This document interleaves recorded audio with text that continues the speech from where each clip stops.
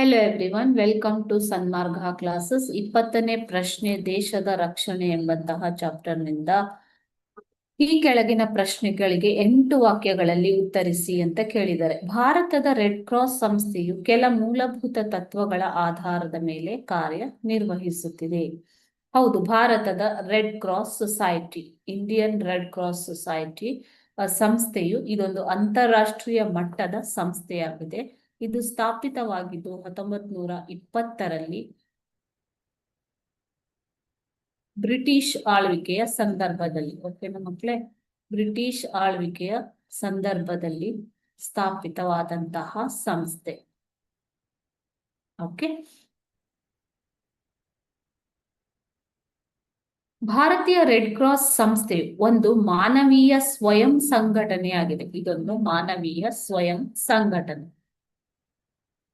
ಓಕೆನಾ. ಸೊ 700ಕ್ಕೂ ಹೆಚ್ಚು ಶಾಖೆಗಳನ್ನ ಇದು ಹೊಂದಿದೆ ಮಕ್ಕಳೇ. ಓಕೆ, ಸೊ ಭಾರತದ ರಾಷ್ಟ್ರಾಧ್ಯಕ್ಷರು ಇದರ ಅಧ್ಯಕ್ಷರಾಗಿರುತ್ತಾರೆ. ಯಾರು? ರಾಷ್ಟ್ರಾಧ್ಯಕ್ಷರು ಇದರ ಅಧ್ಯಕ್ಷರಾಗಿರುತ್ತಾರೆ, ರೆಡ್ ಕ್ರಾಸ್ ಸಂಸ್ಥೆಯ ಅಧ್ಯಕ್ಷರು. ಓಕೆ, ಸೊ ಅದೇ ರೀತಿ ರಾಜ್ಯ ಶಾಖೆಗೆ ರಾಜ್ಯಪಾಲರು ಅಧ್ಯಕ್ಷರಾಗಿರುತ್ತಾರೆ.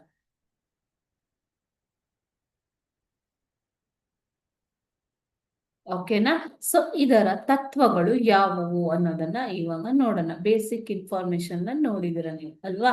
ರಾಷ್ಟ್ರಾಧ್ಯಕ್ಷರು ಇದರ ರಾಷ್ಟ್ರ ಮಟ್ಟದ ಅಧ್ಯಕ್ಷರು. ಅದೇ ರೀತಿ ರಾಜ್ಯಪಾಲರು ರಾಜ್ಯ ಶಾಖೆಗಳಿಗೆ ಅಧ್ಯಕ್ಷರಾಗಿರುತ್ತಾರೆ. ಓಕೆ, ಸೊ ಈ ರೆಡ್ ಕ್ರಾಸ್ ಸಂಸ್ಥೆಯ ಮೂಲಭೂತ ತತ್ವಗಳು ಯಾವುವು? ಒಂದನೆಯದಾಗಿ ಮಾನವೀಯತೆ, ನಿಷ್ಪಕ್ಷಪಾತತೆ, ತಟಸ್ಥ ಮನೋಭಾವ.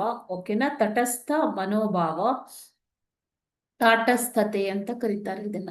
ಸ್ವಾತಂತ್ರ್ಯ, ಸ್ವಯಂ ಪ್ರೇರಿತ ಸೇವೆ, ಏಕತೆ ಮತ್ತು ವಿಶ್ವವ್ಯಾಪಕತೆ. ಈ ಒಂದು ತತ್ವಗಳ ಆಧಾರದ ಮೇಲೆ ರೆಡ್ ಕ್ರಾಸ್ ಸಂಸ್ಥೆಯು ಕೆಲಸ ಮಾಡುತ್ತೆ ಮಕ್ಕಳೇ. ಓಕೆ, ಸೊ ರಾಷ್ಟ್ರಾಧ್ಯಕ್ಷರು ಇದರ ಅಧ್ಯಕ್ಷರಾಗಿರುತ್ತಾರೆ. ಇಲ್ಲಿ ಬರ್ಬಿಡ್ತೀನಿ ನಾನು. ರಾಜ್ಯ ಮಟ್ಟದಲ್ಲಿ ರಾಜ್ಯಪಾಲರು ಅಧ್ಯಕ್ಷರಾಗಿರುತ್ತಾರೆ ರಾಜ್ಯ ಶಾಖೆಗೆ. ಓಕೆನಾ, ಇದೊಂದು ಸ್ವಯಂ ಸೇವಾ ಸಂಸ್ಥೆ ಮಕ್ಕಳೇ. Okay, thank you.